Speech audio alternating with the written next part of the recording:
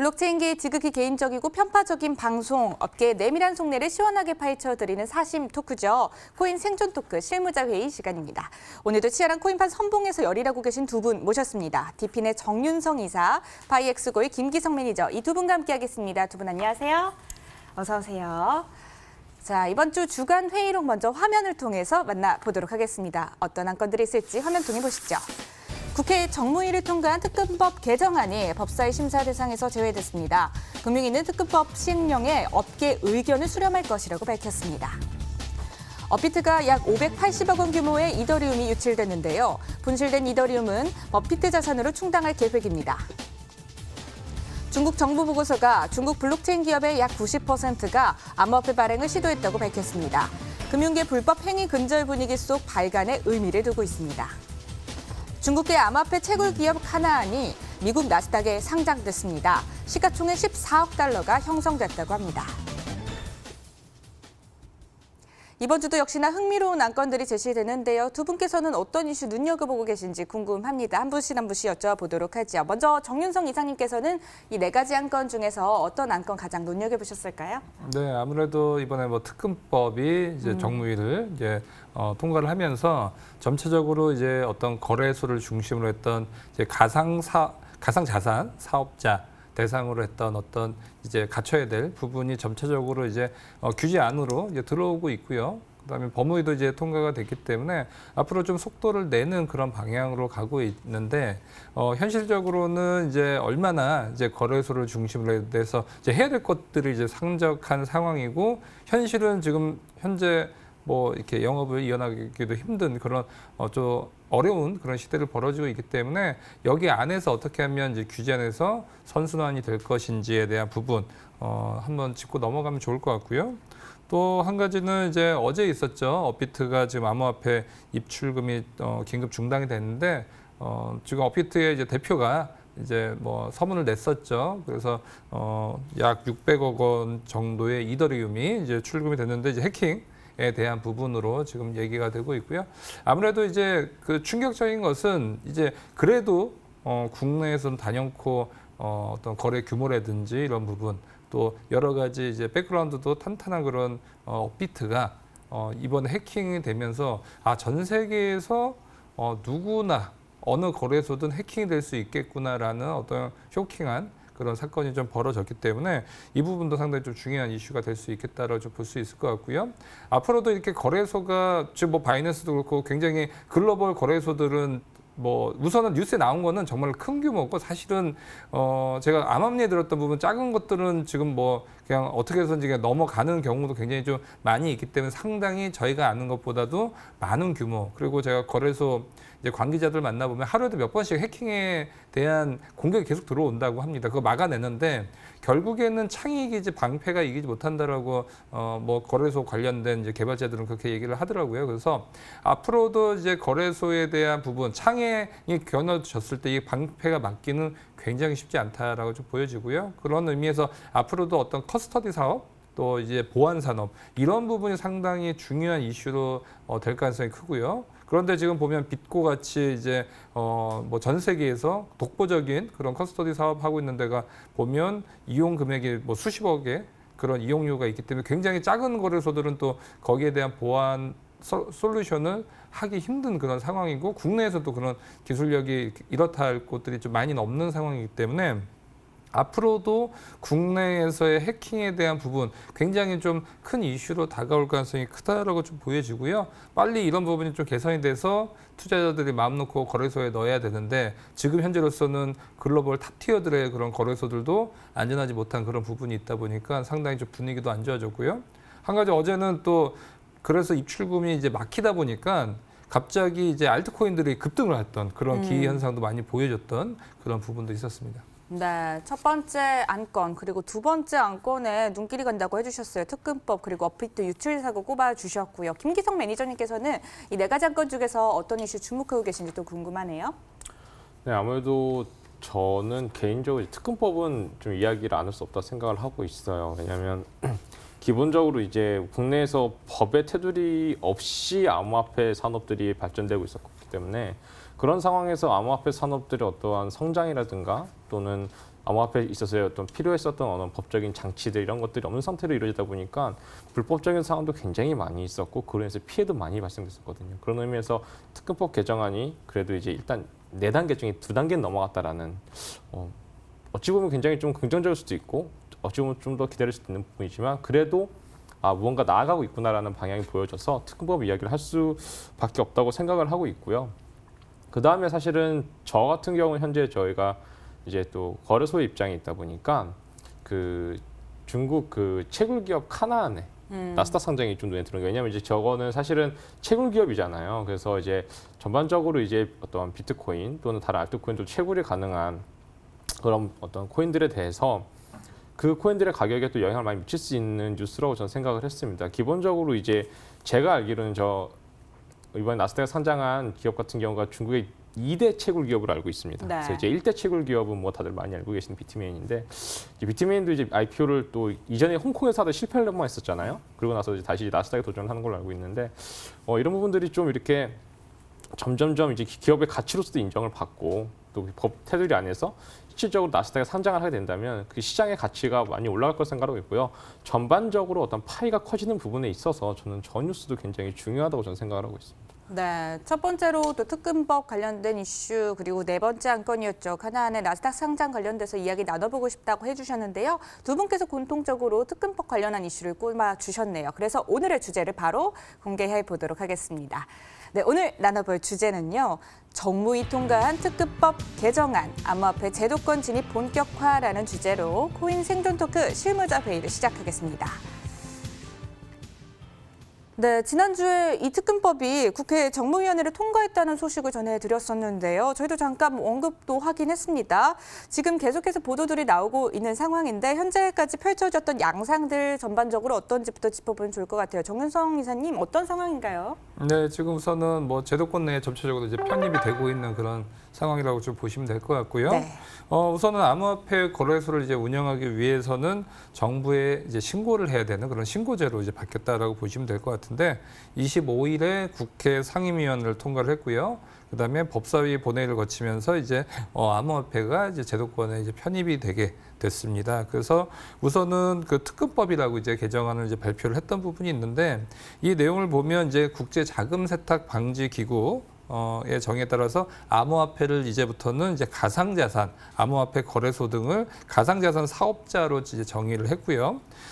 그다음에 범죄 자금의 어떤 세탁과 테러 자금 조달을 막기 위한 법이라고 좀 보시면 될 것 같은데 이를 위해서는 은행 등 지금 현재 금융회사가 고액거래나 불법 의심거래가 파악이 됐을 때 금융위원회에 금융정보분석원에 보고를 해야 되는 그런 부분이 있는데 이제 앞으로는 이제 가상자산 사업자들도 은행의 어떤 그런 보고의 어떤 의무와도 거의 같은 그런 강도로 지금 진행될 가능성이 크다라고 좀 보여질 수가 있고요. 그래서 앞으로는 이제 KYC, 이제 고객 확인 제도라든지 아니면 자금 세탁 방지 기구, 그다음에 테러 자금 조달 방지 절차 등을 통해서 고객과 거래를 이제 모니터링을 해야 될 의무가 법제가 됐다라고 좀 볼 수가 있고요. 아무래도 이제 법제가 됐다는 거는 그 전에는 안 해도 자유를 맡겼지만 이제는 무조건 해야 되고 안 했을 때는 법적인 처벌을 이제 받게 된다라고 좀 보여질 수가 있을 것 같습니다. 그래서 거래 실명제를 위해서 앞으로는 이제 실명 확인, 입출금 서비스와 보안을 위한 정보 보호 관리 체계 ISMS라고 많이 부르는데 인증에 대한 부분이 필요하고요. FIU는 이 두 가지가 없는 사업자의 신고는 거부를 할 수가 있습니다. 그래서 앞으로는 이런 부분에 대한 부분이 뭐 앞으로 이제 큰 변수가 없으면 계속적으로 제도권 안에 들어오는 그런 방향으로 가지 않을까 싶습니다. 네, 계속해서 제도권 안으로 들어오고 있는 상황이라고 이야기를 해주셨는데요. 김기성 매니저님께서는 그러면 이번에도 특검법 개정안 관련해서 또 주목해서 보셨던 부분들 어떤 점인지도 궁금하네요. 네, 사실은 특검법에 관련돼서는 뭐 한 몇 년, 한 2년 가까이 계속해서 이야기가 나왔던 부분들이었고요. 이것들이 언제 어떻게 뭐 이렇게 본회의에 상정이 될까 또는 어떻게 단계를 넘어갈까 이런 얘기 있었는데 사실은 그 암호화폐 거래소 관계자분들을 꾸준히 제가 좀 만나봤었는데요. 만나보고 특히나 국내 이제 관계자분들 만나봤었는데 만나서 이야기를 들어보니까 가장 아쉬웠던 부분들이 어떤 일종의 어떤 가이드라인이 있었다는 부분이에요. 그러니까는 우리도 ISMS를 좀 갖췄으면 좋겠고 실명 계좌를 만들었으면 좋겠다. 이런 것들을 하면 좋겠어. 그런데 그거의 권한은 은행이 판단하게 할 거야. 특히나 가상 계좌 같은 경우는 그런 부분이 있었거든요. 근데 그렇게 되다 보니까 이제 거래소 입장에서 할 수 있는 부분이 되게 없었어요. 그러니까 무언가 이렇게 정확한 어떻게 준비해서 어떻게 진행해라 이런 게 나와줘야 되는데 그게 없었는데 이번에는 다행히 시행령이 들어가게 됐습니다. 이 시행령이 들어오게 되면서 특별히 이제 그 가상자산 사업자의 범위가 들어가게 되고요. 더불어서 이제 어떻게 신고 사항을 해야 되며 준비해야 될 것이 무엇이 있는지에 대해서 이야기를 했는데요. 근데 사실은 이 부분에 있어서 좀 고민을 해야 될 부분이 무엇이냐면 사실 우리가 이제 많은 분들이 다 아시겠지만 가상계좌 발급에 대해서 많이 고민들을 많이 하고 계시고 많은 분들이 알고 계세요. 네. 사실은. 근데 그거보다 사실은 먼저 선행이 되어야 될 부분 중에 하나는 이제 ISMS가 있거든요. 이 ISMS, 그러니까 정보보호 관리 체계를 갖추어야만이 이제 이 FIU에서 이제 사업자의 신고를 받아주는 건데 가상계좌와 ISMS 두 개가 다 같이 있어야지 이제 신고를 받아주는데 이 ISMS 그러니까는 즉 정보보호 관리 체계를 갖춤에 있어서도 사실은 초기에 비용이 굉장히 많이 들어가는 걸로 알고 있습니다. 그래서 거의 억 단위의 돈이 들어가는 걸로 알고 있기 때문에 네. 이런 상황이 있는 상태에서 기존의 ISMS를 가지고 있는 거래소는 국내에 6군데밖에 없어요. 크게 4가지의 거래소 플러스 이제 2군데 거래소가 다 가지고 있는데 근데 이 ISMS를 갖추지 못한 다른 거래소들이 앞으로 이제 시행령이 나오게 되고 이제 이것이 실질적으로 이제 개정안이 발의가 되면 1년 안에 이 모든 것들을 죄송합니다. 1년의 유예 기간을 두고 개정안이 나오는 순간 6개월 안에 준비를 해야 되는데 이런 것들이 이제 과연 준비를 할 수 있을지, 재정적으로 준비가 될지 이런 부분들이 또 있고요. 사실은 이제 국내에 거의 한 400개에 가까운 어떤 거래소들이 있는데 네. ISMS를 갖추지 못한 거래소는 뭐 당연히 뭐 거의 없다고 보시는 게 맞고 6개밖에 없으니까요. 더불어서 이 거래소들한테 전부 다 어떤 승인을 내줄까? 네, 그건 아닌 것 같습니다. 다 갖춘다 한들 승인이 안 나올 수도 있기 때문에 앞으로 좀 국내 거래소들의 어떤 전반적인 네. 축소도 좀 보셔야 되지 않을까 싶습니다. 네. 현재도 이 개정안을 두고서 의견이 또 팽팽한 상황입니다. 암호화폐 시장이 확장되고 있는 것이 아니냐, 혹은 또 과잉 규제가 유발되는 것이 아니냐, 이 두 가지 의견이 팽팽한데요. 어떤 쪽에 조금 또 힘을 싣고 보고 계신지도 궁금합니다. 정윤성 이사님께서는 어떤 의견을 조금 더 동의하시나요? 지금 우선은 이제 법이 통과가 되면 이제 맞춰야 되는데 네. 거기에 대한 세부적인 기준은 아직 정확하게는 지금 나오지 않았습니다. 그래서 얼마만큼 강도가 높아야 되는지인데 지금 기업들 같은 경우 앞서 얘기했다시피 국내에는 수백여 개의 이제 가상화폐 거래소가 있는데 한 70% 이상은 사실은 지금 유명무실한 그런 거래소가 대부분이고요. 그러다 보면 지금 서버비라든지 지금 운영비도 내기 힘든 그런 거래소가 이제 대다수라고 좀 생각이 되는데 그쪽까지 이제 끌고 갈 수 있는 그런 기준으로 맞춰야 가야 될지 아니면 상위 10% 정도의 그런 거래소들만 할 수 있을 정도로 갖고 가야 될지 거기에 대한 좀 고민도 굉장히 많이 생겨날 가능성이 크고요. 네. 그렇지만 지금 확실한 것은 지금 거의 비슷한 거래소들도 굉장히 많이 있고요. 거기에 따라서 좀 출혈 경쟁도 상당히 좀 많이 되고 있기 때문에 사실은 어느 정도 이제 국제 자금 세탁 방지라든지 이런 국제적인 스탠다드에는 맞출 수 있게끔 이렇게 가는데 너무나 좀 기준을 높게 잡았을 때는 그것을 따라가지 못해서 이제 도태되는 그런 거래소들도 많이 생겨날 수가 있기 때문에 여기에 대한 어떤 예외 조항도 좀 많이 갖춰줘야 될 가능성이 크고요. 거래소 입장에서는 제가 봤을 때는 너도 나도 거의 비슷한 그런 어떤 마케팅적인 어떤 회기라 이런 것들로 가는데 각자 네. 거래소들마다 본인들의 어떤 특성에 맞는 그런 색깔을 좀 찾아야 될 필요성도 있어 보입니다. 네, 앞으로가 이제 더 중요해진 시점인 것 같은데요. 이제 특급법 개정안 이제 시행까지 남은 과제들은 무엇인지가 더 궁금해집니다. 김기성 매니저님, 어떤 과정들이 또 남아 있을까요?